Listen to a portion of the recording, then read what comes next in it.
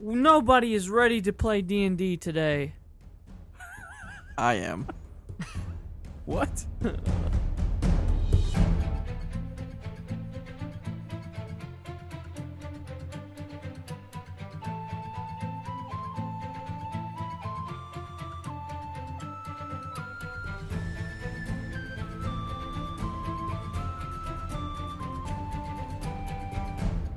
Hello. Welcome to Make Believe Heroes, an actual play 5th edition Dungeons and Dragons adventure. I'm joined today as your Dungeon Master Paul by 4 players of Dungeons and Dragons. Hey, this is Jeremy. I play Lork Darkbolt. I'm Jeffrey, and I play Servants Off the Wall. I am Alan, and I play Jim. Hi, I'm Red, and I play Kellen, for now. Last time we played, the Langolas Inn exploded. It was a good time. Our party got pretty riggedy wrecked. We thought Kellen was dead. But not in that way. Really, they got hurt real bad. Kellen literally did die. Jim got hooked. Lorik almost fell to his death and was beaten with an inch of life. Sir Vance had a giant puncture wound in his side from his broken pike. Still do. Kellen was on the brink of death. I went to the afterlife. I saw things you would never have seen. 2 successes, 2 failures. But he came back from the brink with the help of Sir Vance and his grandfather, Ellevanre Anorias, the Archdruid of Fallengrove, who was running around in an adult diaper. That's not it. I mean, An adult diaper. I think that's what it is. I think that's the truth. It's like a wrap. I don't really know what you call those things. Anyway, it's like a loincloth. Yeah, I was about to say loincloth. Mankini. Paldo survived. Lorik recovered his magic items along with his standard issue wand. And our group was reunited as we ended episode 32. We begin today as the 5 of you, no, I'm sorry, the 6 of you, including Guy and Paldo, are making your way out of the Langolas Inn. You've had instructions from Ellevanre to head to the circle, the Corin, and to wait for him there. Before we get into the action, let me just real quickly roll this giant D20.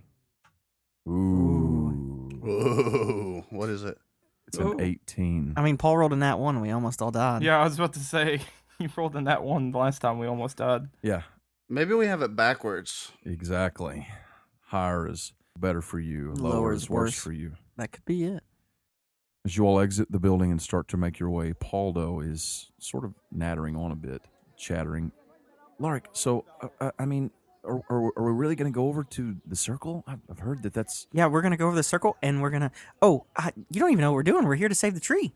Oh, cool. The tree we just blew up? It seems a little No. bit counterproductive. Well, we might have to blow up that tree too or protect it Oh, or... man. I'm not exactly sure what we got to do, but someone's going to try to steal a stone out of it. And if they steal it, everything here dies and we die. You hear from the street Oh, someone boy. screaming out, I will kill you. Who is it? Storming towards you is an elven woman. Towards me? Toward the 6 of you. She has long, dark auburn hair. Her beautiful, fancy robes are torn and burnt in places. Her hair is sticking out in different places. She has cuts on her face, and her eyes are bugging out as she storms towards you. Lorik draws his wand. Paldo, you might want to get behind us. Do you know who that is? You destroyed my inn. My precious inn. Sir Vance, she said she's going to kill us. Yeah, I drew my great sword. How could you do this? We didn't do We anything. didn't. Your halflings did it. Oh, my halflings. You. And you, paladin. Oh, I know you were responsible, and I will not rest until I shower the ground with every drop of your blood, she says, getting right up in your face. Should we kill her now? I'll whip out my orb. I would love to see you try. She steps back, looks around. I mean, she's not surrounded by a slew of guards like she typically would be. Did I have any of my spell slots back? No. I mean, you might have some if you had any left, but you haven't regained any. It won't be today, and it may not be tomorrow, but your last breath, when you take it, I'll be standing over you. Don't you talk to Sir Vance like that. She points at her eyes and then points at your eyes. At Lorik's? Lorik. Oh. Oh, yes. And then she points at her eyes and points at your eyes, Sir Vance. And then she points at her eyes and looks at you, Jim. I look away. Yeah. She just instead looks down at Kellen and points her fingers in his eyes. I'll point my fingers right back at hers. Sir Vance, should I use the normal one or should I use the wonderful one? Don't use either. You tend to have terrible judgment, and I don't know if you realize this, but we're out in the open and we can't kill someone. Don't keep talking on like I'm not standing here. No one cares if you're standing here. Mark my words. There's this crazy woman trying to threaten you. How come you haven't killed her yet? You will pay, she says while slinking off, backing away slowly into the crowd. Empty threats. You will pay. While she was talking, Uh-huh. I cast Minor Illusion, and there's a dancing mime goblin right behind her. So dumb. She like passes through it, but then when it appears on the other side of her, she goes and jumps and like trips and falls, and then checks to make sure no one was looking, and then gets up and runs off into the crowd. I hope she wasn't like a powerful boss of like 12-year-old halflings that's going to come murder us in our sleep. Paldo sticks his head out from behind your legs, Sir Vance, where he's been hiding ever since she showed up, and he says, "That was Ileana Golas. You know her? She's like the head of the Free Leaves. Mm-hmm. We don't know what that means. They're bad people. Should we kill her? No, we shouldn't. I mean, I don't know. Is that a thing? You just kill people? If they're going to stop Only Lorik wants if they're to. going to stop us from saving the tree. I'm just saying yes. you should, watch your back. She's She's gonna have her hands full for days, and Yeah. we'll be long gone by then. She seemed pretty angry though. Yeah, but I'd like to see her try to kill us. I think we'll be fine. Well, she might be the head of the leaf people, but I Free Leaves. am the head of Lettuce. the truth seekers. Oh, the Truth Seekers. Yeah, it's something I just made up, but we're powerful. Oh wow, that sounds really awesome. Can I be a part of that? Yes, you're the second member. Oh man, Paldo, be careful. Jim's really cool, but he has like this demon thing he worships. what?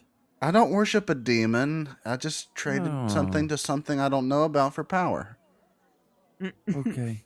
Well, if you don't think I should, Lark, maybe I won't. I don't know, but I mean, Paldo, you should probably just come with us and help us save this tree.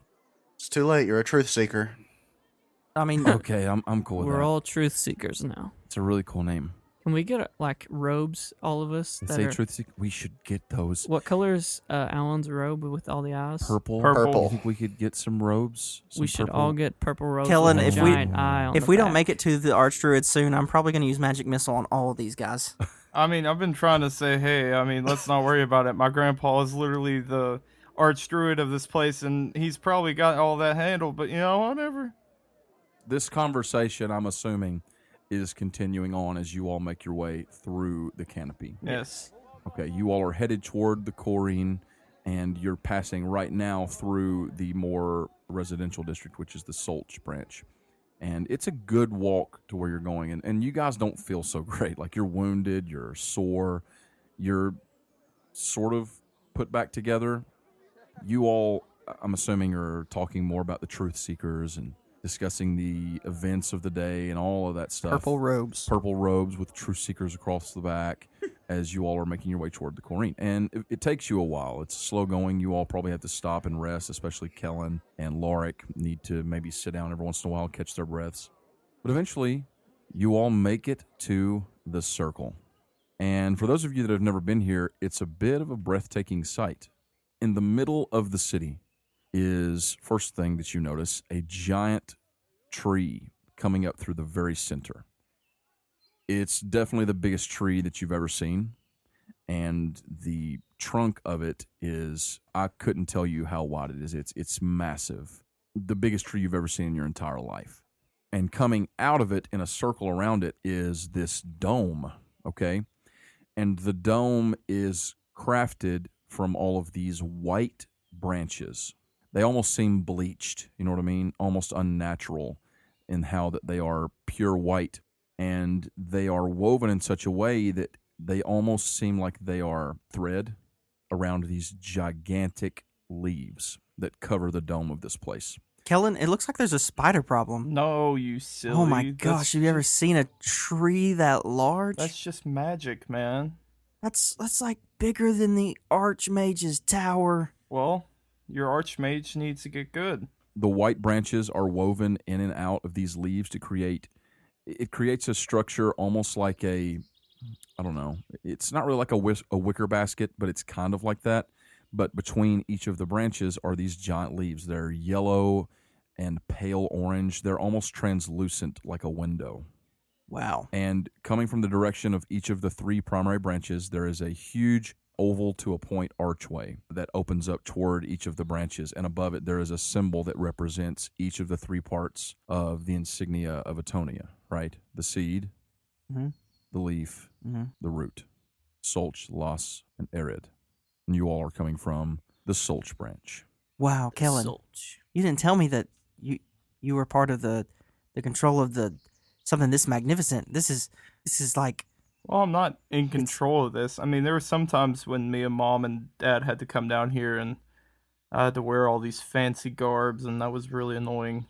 But, I mean, that was just for, like, because my grandpa likes to be very formal. He didn't seem that formal in his underclothes. Yeah, that was weird for you, Kellen. Yeah, you're right.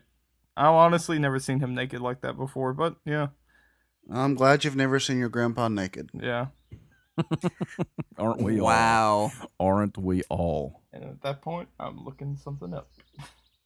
I hope you're talking about Yeah, bear okay. stuff. And I've never seen my grandpa naked. I better look something up. oh, wait. Now that you mention it, Google, look up Grandpa Naked. Okay, so you all approach this giant dome that houses the Corin of Atonia, which is the Circle of Atonia. That's where all of the druids that are the sort of government in this area come to meet. This is also where the Archdruid lives, and it is where people come to him for aid and things like that. It's also the center of the canopy, like pinpoint the center. As you step inside the gate, the open gate, there's no door shutting it, it's just open. As you step inside, you can see that the sun shining in through this dome creates a strange sort of light inside. It's a reddish and orangish and yellowish light sort of mixing together because of all these giant pale leaves that cover the openings around the dome. The sunlight that permeates the Corin is painted, like I said, a mesmerizing sort of light. It calms you in a way. The floor is comprised of a large wooden platform in the center. Like you go in, it's just like it has been. It's just the wood that makes the street. You know, it's the natural wood Growth. grain Yeah. and growth. But in the center, like there's that giant tree coming up Mm-hmm. through the top of the dome, through the bottom. In the center, it's cut off. There's a giant stump in the middle of this. Is there a rock? No, there's not. But that's the platform. There is a large platform that is a stump cut off in the center, and it is filled with all these different rings that show you that this tree is very, very old. Just like Kellen's grandpa. Along each of the rings are a series of small cushions where the members of the Corin of Atonia will come and sit during their deliberations. However, in the center of this giant platform, this stump, there's one small circle. It's the core of this stump, and it's a dark brown. And it has a slightly raised dais that's there. And on it, there is seated an elf. He looks young, which, it's hard to tell with elves, but he doesn't have that air that Ellevanre, the Archdruid, has. Mm-hmm. He is hovering cross-legged about a foot off of the dais, his eyes closed. His hands are clasped together with his elbows pointed straight out to the sides. And there's no cushion to seat beneath him. He is also bare from the waist up, and he is wearing just a simple cloth to cover his waist and his groin. And there is a low hum emanating from him. Jim, you still wearing that cloak of eyes? I am, but I'm regretting it. You see all of these white and yellow tendrils of power flowing off of this guy. Ooh. And they're flowing up into the ceiling above you and into the walls and into the floor and spreading out in every direction to the point that it's almost hard to look. You almost can't even really tell that he's nude because he's glowing with power. That's good. Jim no longer averts his eyes. The rest of you can hear this hum, but you don't see the lights and such, although you might notice that his long brown hair is sort of moving around a little bit as if there's a breeze. Oh, wow, Kellen, who is that? Can I talk to him? Is that the Archdruid? No, that's not the Archdruid. To be quite honest with you, I have no idea who that is. What is he doing? It seems to me he's sitting on a dais. But his hair's moving like my hair moves whenever I do magic. Well, maybe he's magicking. Does this have something to do with that giant force field? I mean, so you think he's one elf is powering that force field? You never know. He could be level 20. That's true. Wish spell's pretty powerful. But no, There are some rumors that there are people that go above level 20. You all hear footsteps, and off from the side, there are doorways that are leading into other areas inside this building. You hear footsteps, and approaching from off to your left is a woman, an elf lady. She is approaching you all. She doesn't approach you all. She steps out of the doorway, and she's got a scroll in her hand. She's reading it, and she looks up, and she sees you standing there. She says, "Oh, hello. How can I? I'm sorry. What business do you have here in the Corin? oh, The Archdruid has stepped out for there was an emergency." I'm Loric Darkbolt. This is Sir Vance and Kellen and Jim Hey. and Guy and Paldo. We're here to save the tree. Hi. Hi, Nina. It's been a while. I'm just here to see my Oh. grandpa. Hello, Kellen. It's good to see you. It's been so long. How is your mother? Oh, she's doing really great. Yeah, she's doing really great. I'm glad to hear that. Dad made a new a find with alchemy, so we started making a little bit more money. So it's going pretty well. I'm glad to hear that. Are you here to see the Archdruid, I'm assuming? Yeah, I don't know. Loric's like doing everything in his power not to burst out and say everything. Do we have to make an appointment like last time, or you think it'd be all right? Oh, no, you don't need to make an appointment. He had to step out for, I don't know if you heard, there was some sort of an explosion off down the Solch district. Have you seen my robes? He told us to come here because, well, to be quite frank with you, Nina, I almost died. So Now that you mention, and you all look a little worse for wear. We kind of blew up for a minute there. Did you see your grandfather down that way? oh yeah, he said he had to take care of some stuff, but he told us to come here and wait for him here, and he would be back Oh. soon. Well, why didn't you say so? Come on, if you'd like, I can fit you all with maybe some food. I'm sure you must be hungry. Oh yeah, that'd be great. Maybe somewhere to get some rest. Yeah, that'd be wonderful. Rest sounds great. Maybe some new clothes, because these are not looking very well. Oh, yes, it seems like maybe you all have had a rough day. The naked dude behind you, power's just humming on. He's a lightsaber. Wow. Wow. Jim, are you just standing over here talking to her, or are you doing anything with all the stuff coming off that guy? What are you doing? So I am looking around trying to figure out all that power radiating. So while they're talking, are you sort of walking around the room and just checking out different things? Yes, but I'm doing it in a surreptitious way. Like maybe I'm looking at something behind me, if you catch my meaning. I got you. She says, Kellen, would you like to introduce me to all of your friends? We've met. You're Loric, right? Lord Darkbolt. Loric. Pleasure to meet you. Pleasure to meet you. Yep. Forgive me. I hope this doesn't come across the wrong way, but are you a high elf? Well, thank you for the compliment. Yes, I am. I take it you're of what family are you from? Well, my mother's name was Lisa. Lisa. Is that Paul or Nina? Oh, ironically, that is my mom's name. Honestly, didn't even think about that when I That's said beautiful. it. Ironic. Went from Nina to Lisa for some reason. He looks at her for a long time and he's like, Lisa. Lisa? Do you know her? Mona? Do you know Elisa? I know Lisa lots Mona. of Lisas. Oh, well, are you from Venthaven? I am from Venthaven. Oh, that's That's interesting. I'm Lord Darkbolt of House Darkbolt.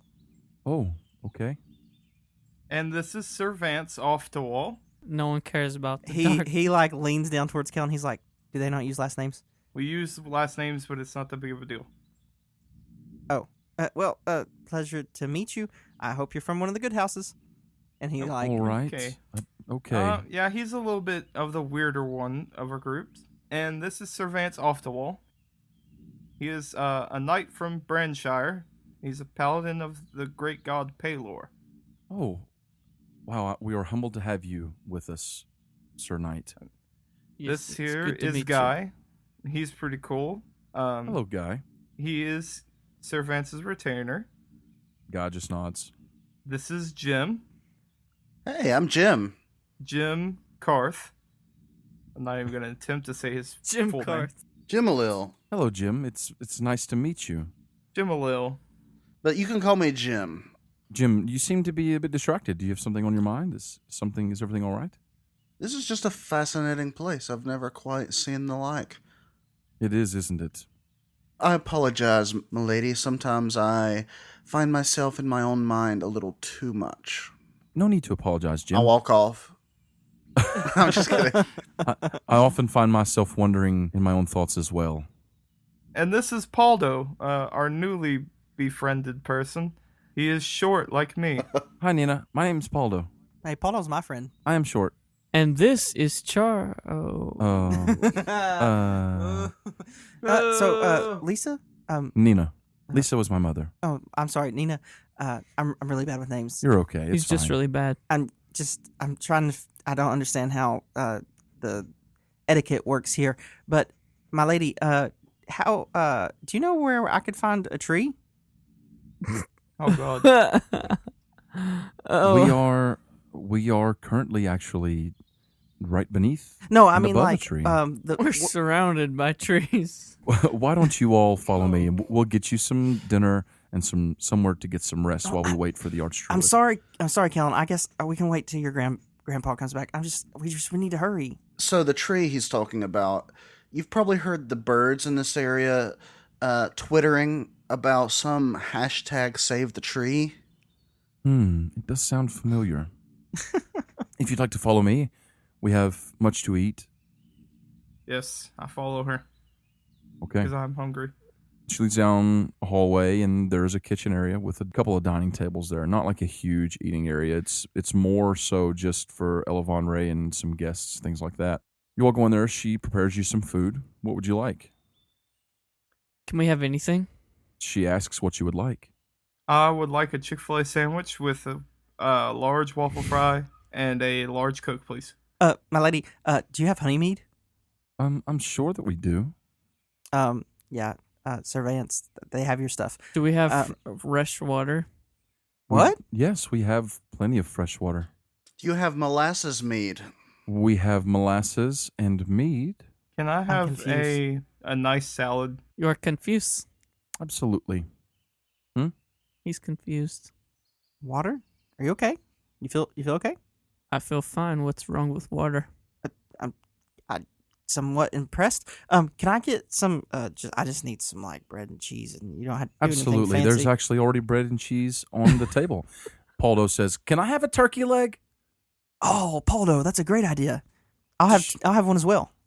She says, "I believe our rangers actually brought in some turkey meat for us just this morning. If you'd like, I could prepare some turkey." All the turkey. You got any crab legs? I'm sorry, we don't typically keep seafood. We're quite a distance from Oh, the sea. I figure you all had a pond up here in this tree. You said anything. I'm sorry. No, I asked you Sushi? what you wanted. I didn't say we had everything, Laurie. Sushi? Why don't you ask me some more about my last name? Anyway, I'm just kidding. Y'all have any samurai armor? What would you like for supper? I'd really like some enchanted samurai armor, please. Made to my size. With a phoenix on it, Could I get some free 2-day shipping on that, please? please. Any chance you got any magic items in that food? Yes. That's a magic turkey leg. Could I get maybe a wish spell, please? A Oh, side of wish spell. Can I get a level up? Is that possible? This wishbone has been imbued with the magic spell wish. Okay. Oh my gosh. Paulo has You the wish spell. all have a huge meal, and it's delicious. The bread is wonderful. It's probably the best bread you've ever eaten. Is it better than Other breads? Yes. Oh wow. It is better than other breads. That's crazy. The cheese is good. Everything is delicious. You guys eat to your heart's content, and as soon as your stomachs are filled, you find yourselves very Sunday afternoon nappy. I nap. If you all would like, there are plenty of couches just inside here, and there's just a wall lined with lazy boys. No, they're just comfy, cushioned places on the floor for you all to take naps. If you'd like to get some rest, allow your wounds to heal some, I'm sure the Archdruid will be quite some time before he returns. Can we have him, as soon as he comes in, like even if we're asleep, can someone please wake us up? We really need. Oh, don't worry. Is when he returns and he is ready to speak with you, we will wake you. No, I mean like as soon as he returns. Oh, he's so terrible. You know who he reminds me of? Who? He reminds me of that kid from that Vine, that meme video. And he's like, "Do you ever have a dream where you wish and you were and you?" And Yeah, I hate that kid. and it goes on. I hate that kid That so is much. Lorik. I went to you were and it was and then you were and then we and then not And you could do Yes. anything. Oh, You can do anything. That's the end of it. And you can Yes. do anything. That is Lorik. That is Lorik. gosh. Oh, that You're was wondering. that was him just now. Oh. Okay. So, Kellen, were you going to say something? yeah. So I looked through it, and what I gathered is that it takes 8 hours to get a new friend, but you should be able to revive it in like a couple minutes. Like that's what what I saw. I don't know what you want to do. A couple of minutes is a no. Definitely Okay. not. Definitely not a couple of minutes. All right. I mean, Um, it did just take a couple minutes last time. That was just to teach you something about it. And also your mother Oh, was okay. like helping you. Oh, okay, okay. So it's just going to take some time. No, I'm not going to say it's going to take you 8 hours. See, that's to magically bond a beast that isn't hostile to you. Yeah. Okay. We'll just say it takes a couple hours. Okay. Okay. So like by the time he gets back, or like, I mean, you don't know how long he's going to be, but yeah, I mean, I imagine you could go ahead and do it. yeah, I want to start that. Okay. So as everyone else gets their rests, you follow the instructions that your mother gave you before and start the process of returning Charlie to life. You know, it takes some time, some meditation, a little bit of preparing yourself. You do the best you can, summon your power, whatever. And then you give the incantation and you summon Charlie while the rest of them are sleeping/meditating. Okay. And then Charlie comes once again out of a sort of portal. I told you I'd bring you back and I'd see you soon, and he just falls over. And Charlie swoops down and he sort of catches you with the back of his neck Oh. and then lowers you onto the ground and then just curls up next to you. And then bite your head off. When Lorik sees him stepping out the portal, Lorik just kind of like drops his head and like turns away from him. So you guys are resting. Yes. And as you are resting, one thing is going to happen. You're all going to reach level 5. Except for Kellen. Kellen, are you going Ranger 4 or Druid 2? So Druid 2, I'd be able to beast form, right? Mm-hmm. You all don't have to do all the level up stuff right now. Do it I'm now. just telling Do you. it Too now, late. do it. I mean, you can if you know what you want, but level 4 Ranger is going to give you 2 ability score increases. Yeah, true. But I mean, I'm pretty good right now. I don't know. I'll look at it. You're all resting.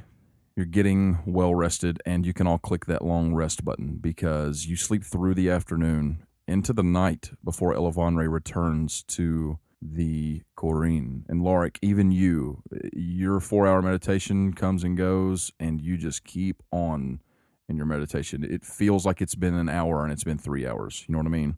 And it takes you about twice as long as usual to get that where you want it to be. And then you are all roused by Nina. She steps into the room and she says, Kellen, Everyone else, the Archdruid is here. He would like to see you now. Lorik springs up, immediately walks up. Yeah, I need to talk to him yesterday. If you'd like to follow me, I'm Kellen following. is Yep, let's still- go. Kellen is passed out on the floor. she walks over and just sort of nudges you with her foot.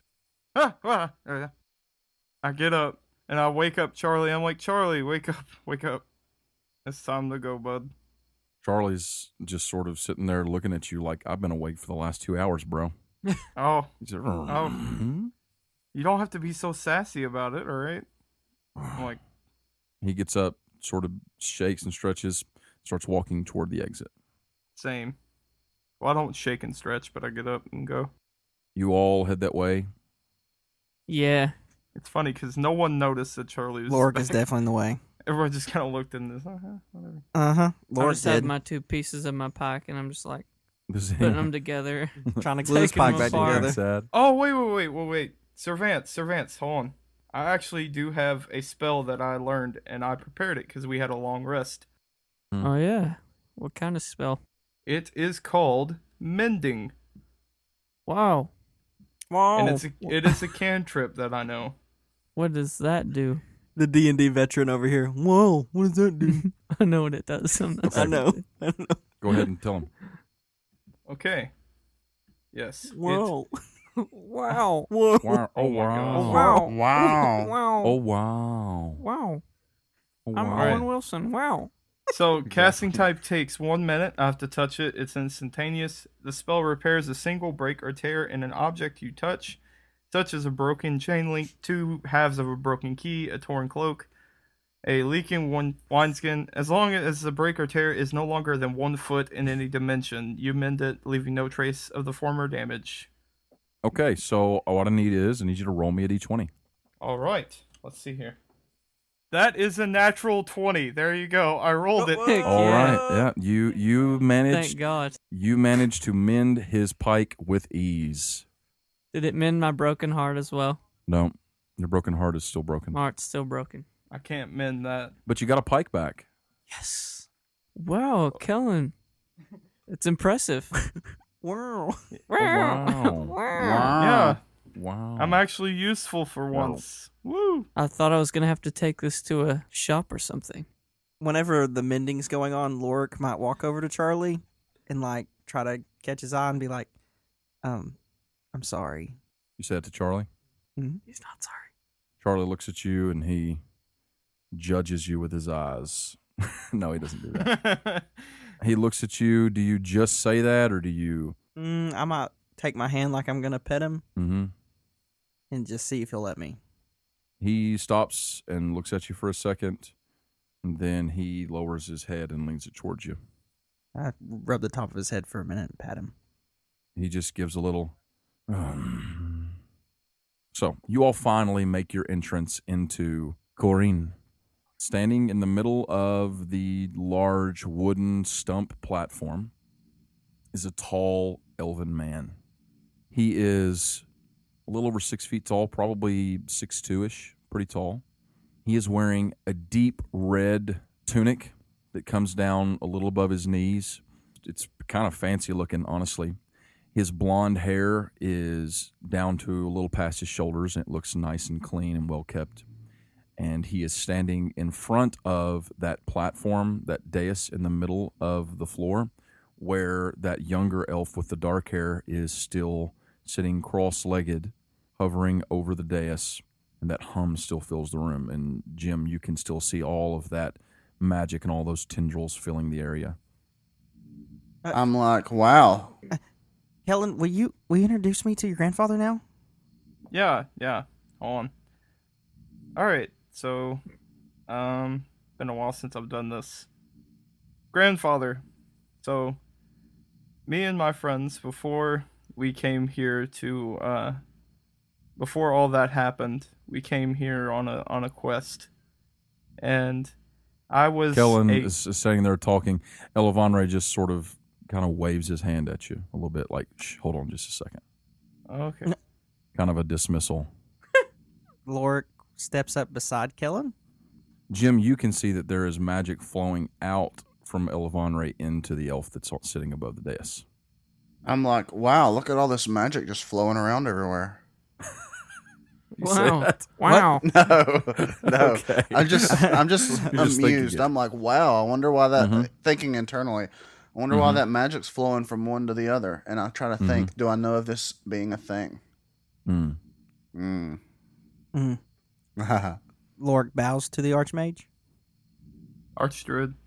After a few moments, Jim, you see that connection between the two of them sever, starting over at Ellevanre. It's like he cuts it off, and the rest of it flows into that elf, and then everything else just continues on as normal. And he turns and faces you all, and he says, "Hello, welcome to the Corin." It's my pleasure. Hi, I'm Lork. One moment, Kellen. It's good to see you again. Yes. Hello. He steps forward and he gives you another one of those really awkward hugs where he has to lean way down and his elbows come out too far, and he just sort of tenderly pats you on the back. Grandpa, don't you think it's weird that I'm so short and our awkward hugs are so awkward? Well, I'm doing the best that I can, Kellen. No, I know. It's not your fault. I just wish I was a little bit taller. It's my fault. Oh, Okay. how fares your mother, Kellen? She's doing very well, Granddad. And so is Dad. He's doing really great. That's good to know. He Yep. doesn't care about you. I'm glad to hear that Granduncle is faring well as well. It's good. Kellen, Good to know. please. Come on. Lork's like about to have a seizure because he's just like shaking all over. Ellevanre steps over toward you, Lorik, and he extends a hand, sort of palm facing up towards you. He says, "Hello." You recognize this as a very formal elven greeting. Yeah, he does the non-touching thing where he just holds his hand a couple inches above it for a second and then pulls back. Lork stops jittering a little bit and not as hard, and he goes, I'm Lork Darkbolt. I've traveled across Monumi to see you. Lorik, Darkbolt. Yeah, House Darkbolt from Venthaven. Well, I'm here because I had a vision from Paylor. And he like glances at Sir Vance and glances back. I'm not saying anything. Archdruid. I knew a Darkbolt once. You did? Yes, I have known Darkbolts in my past. You might know my father. What is his name? Well, we're supposed to call him Lord Darkbolt. He's on the council. Siren Darkbolt. He's my father. He has Siren. nothing to do with me being here. Actually, I was sent on a mission from Venthaven, and I went to Brentshire, and the High Cleric Glarin. He sent me to save the tree. That there's this tree, and there's a grove, and there's a stone in the middle of the grove, and it's full of magical power, and someone's gonna try and steal it. And whenever they try to steal it, all of the Fallengrove's gonna die, and maybe even all of Monumi and Etonia. Hold on, wait. Lorik, please. You're saying too much at once. I'm saying everything that you need to hear. This would be easier for me if it were in our native tongue, he says. And then he Kisses you on the mouth. commits to speaking only in Elvish. Oh. Lork follows and stops stuttering. I need you to be clear. When you say you've had a vision from Paylor of a tree, what exactly is it that you think that I can do for you? He wants to know where the tree is. You say in Elvish? I say in Elvish. He turns and looks at you, and he gives you just a little bow of his head, and he says, "And what is your name, human?" Sir Vance off the wall. I see that you bear the symbol of Paylor on your chest. Yeah, what's left of it, it all got burned off the other day. I have no doubt that this mission that you are on, this holy quest, is quite important. Allow me to gather my thoughts before we go any further on this issue. Lorik uses the Elvish word for sage or leader, and that's how he addresses him. And then he says in Elvish, very calmly and slowly, "I'm looking for the heart of Etonia herself, perhaps the oldest grove in all of Fallengrove. With your help, I can save Etonia." He looks at you, and then he... do the other two of you speak Elvish? I think I do. Yeah, you definitely do. He's half elf. Kellen? I don't know. His mom's I an mean, elf. We'll say that you do. And, It doesn't I'm- matter. We're going to say that you do. Your mom's an elf. We all speak Elvish. Everyone speaks Elvish. That's fine. Except but Guy. Yeah, God's totally in What the dark about here. Charlie? Charlie doesn't He speak. speaks bear. Yeah, he speaks bear. First of all, Lorik, seems you have a bit of a flair for the dramatic. Calm down. Boom, roasted.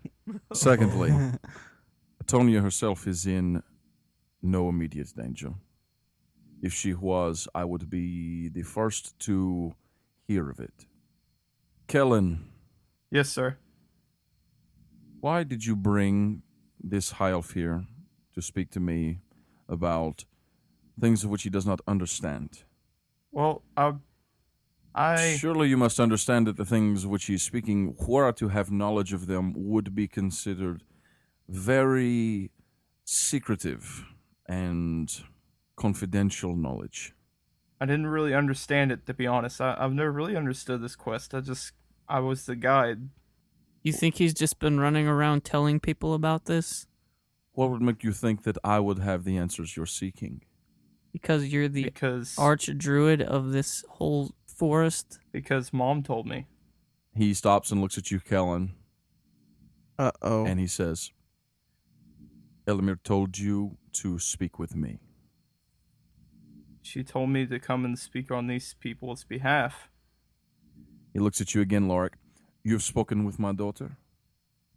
Sage, your daughter sent your grandson here to tell you that it's real, that she saw the grove, and that you need to help me.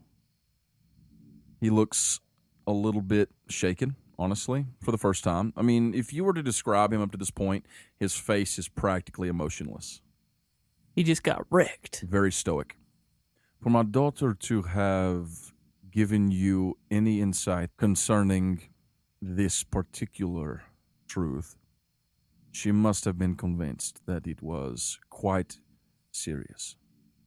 She saw my vision about how it ends if you don't help me. He steps towards you, and he reaches his hand up toward your head, and then he stops. He says, "May I?" Of course. And you are taken into a memory Oh, gosh. of a grove. In this grove, there is a tree, and it is shining with leaves that are bright like the sun. And after a few moments, you hear this music. And as the music permeates the grove, the tree begins to open up. The parts of the wood just growing out and revealing deep within it this small wooden chasm. And seated right in the center of it is a stone, black as night, blacker than darkness itself. And all these tendrils of light are connected to it. And then, just as always, just as the very first time you saw it, the scene shifts. Suddenly, there is a wind blowing through. The light goes out. The leaves are strewn all around. The stone is ripped free from within the tree, and there is a screaming, screeching howl.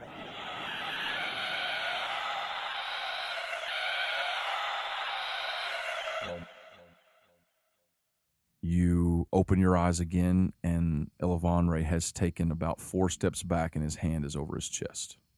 He's dead. He's dead. No, he's not dead. He looks at Sir Vance. You have seen this.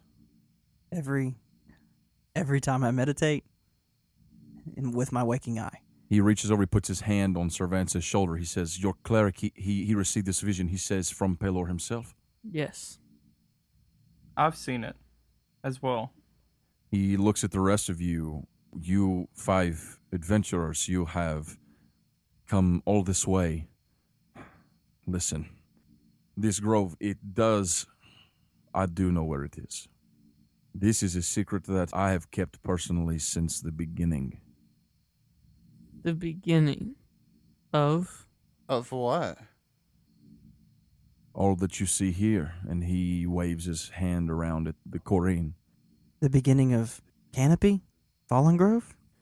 Not the beginning of the forest, but the beginning of Atonia's domain. So you were here when Atonia formed the forest? Not the trees, but the canopy. Sage, how old are you? I've lost count ages past now. Darkbolt. Lord just locks eyes with him. Oh boy. So you realize Paylor has said something. Have you not heard from Atonia? I have heard from Atonia as much as we ever hear from Atonia, or as much as the humans ever hear from Pelor. The gods, they have taken a much less active role with the free people of Manumi over the last few millennia. Things are very different. So it's a secret you keep. Yes. Would you mind sharing? No one's guarding the grove but you. Oh, no. No, the grove is guarded. I just simply know where it is. What if this has already happened? This has not happened. Will you take me? This is hard. There is no will you. You will take us. Paladin, I appreciate your strength, but the truth is, I must think for a moment. If what you have seen is true, and something is trying to reach the grove, do you all have any inkling of who or what it might be? Lizard bats. Lizard bats.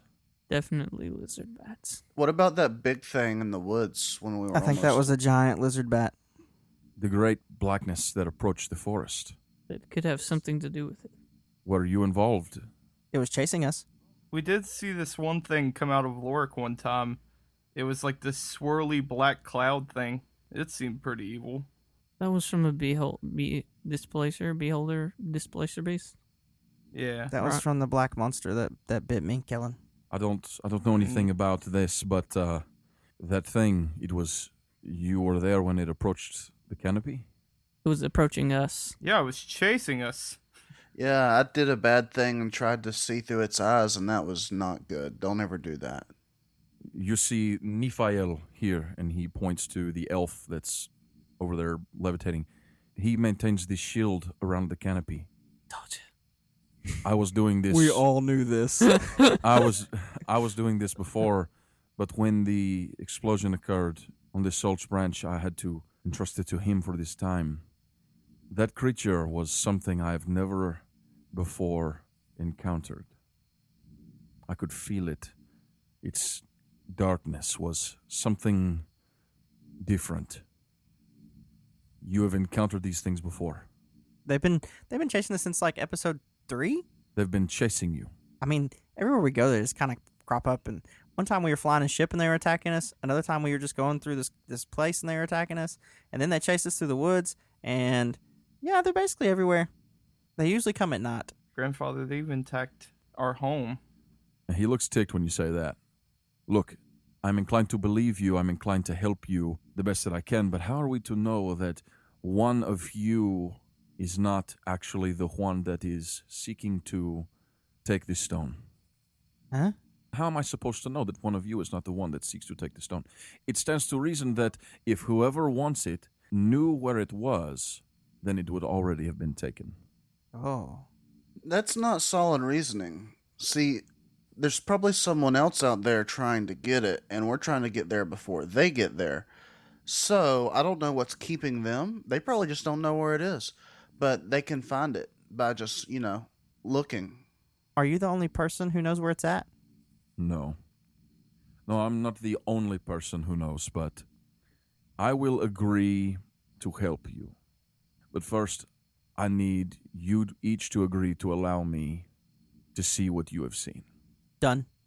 I've already seen all that there is to see from behind your eyes. Yeah, there's not a lot. It's kind of magic items and saving the tree. More than that. Sir Vance, I'm fine with it. he steps up, he places his hand on the side of your head, and for a moment you just sense nothing, and then it's like you sense everything at once. You have experienced great pain, Sir Vance, but I do not see wickedness in you. He goes to Kellen. My child, I'm afraid that you are no exception to this. Yes, sir.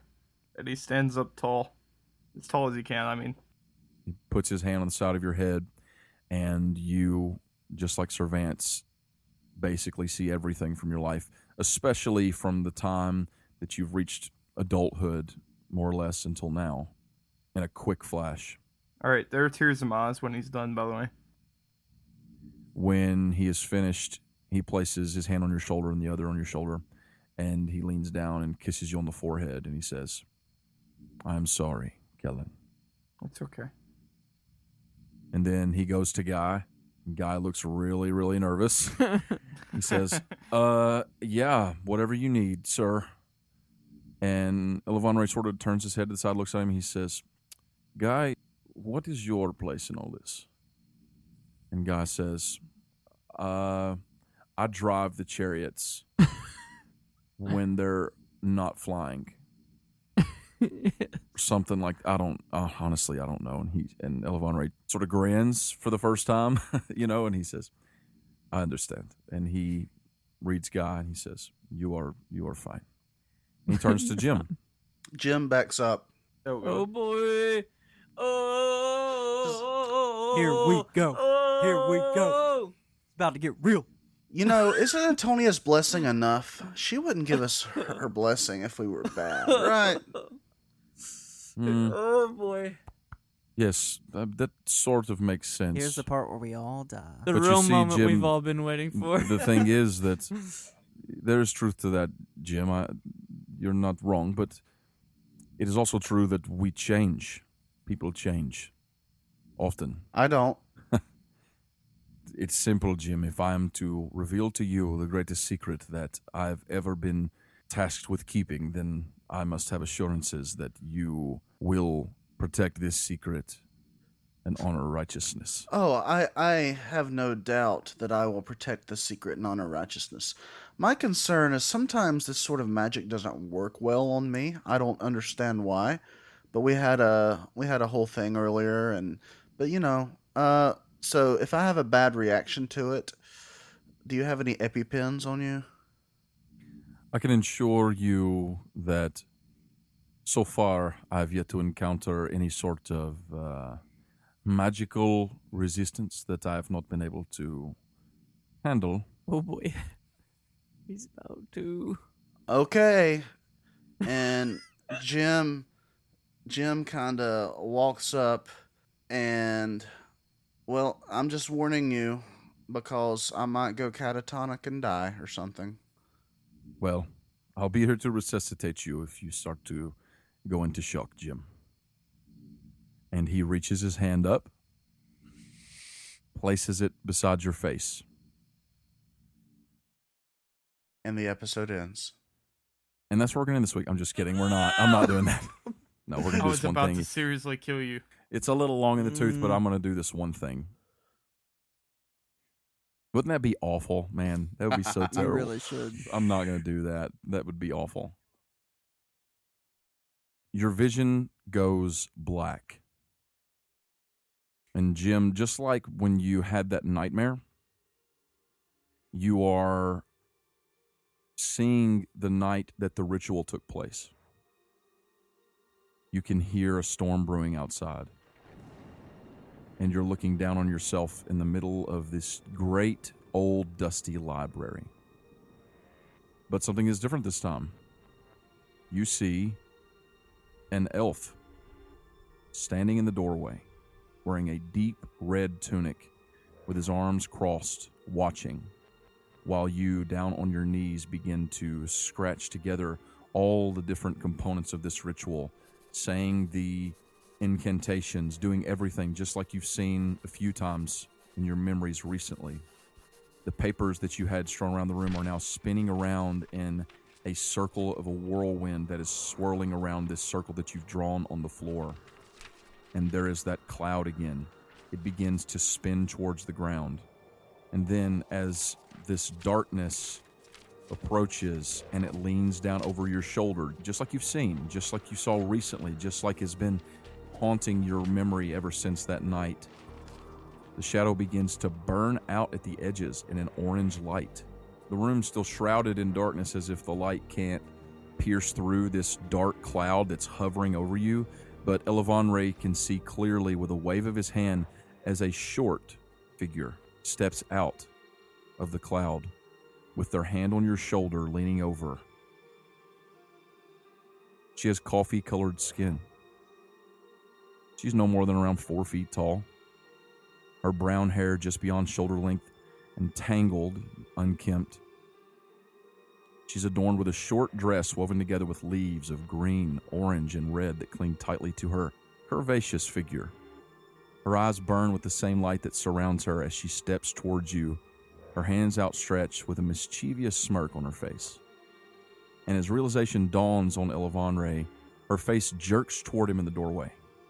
Frozen in place for just a moment, he quickly bows his head as she waves her hand in his direction, and he opens his eyes again, and you're back inside the Corin.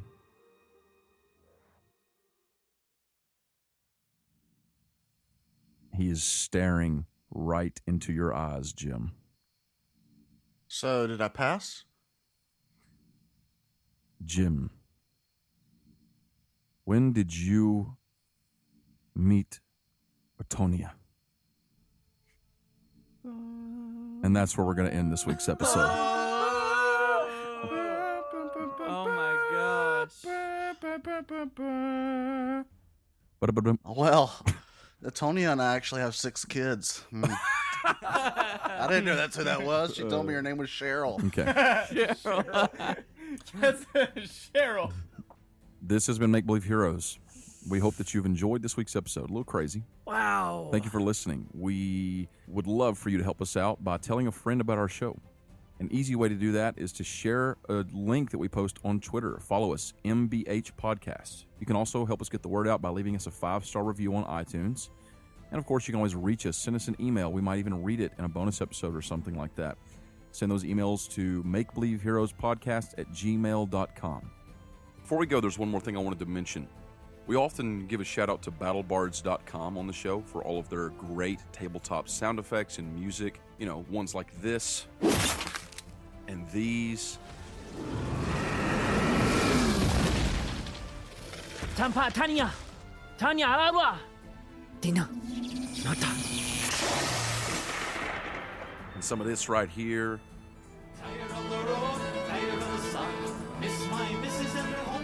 You know the ones. If you're interested in using some of these crazy sound effects or some of the beautiful music that BattleBards can provide for your game, you should go right now to battlebards.com. They've begun a subscription service called BattleBards Prime, which gives you access to hundreds of tracks that are incredible for your table. In fact, if you go right now and use the coupon code MBHPodcast, you can get 15% off your BattleBards Prime subscription. So go right now and use the code MBHPodcast to start using fantastic audio today with 15% off. And it'll also help us out.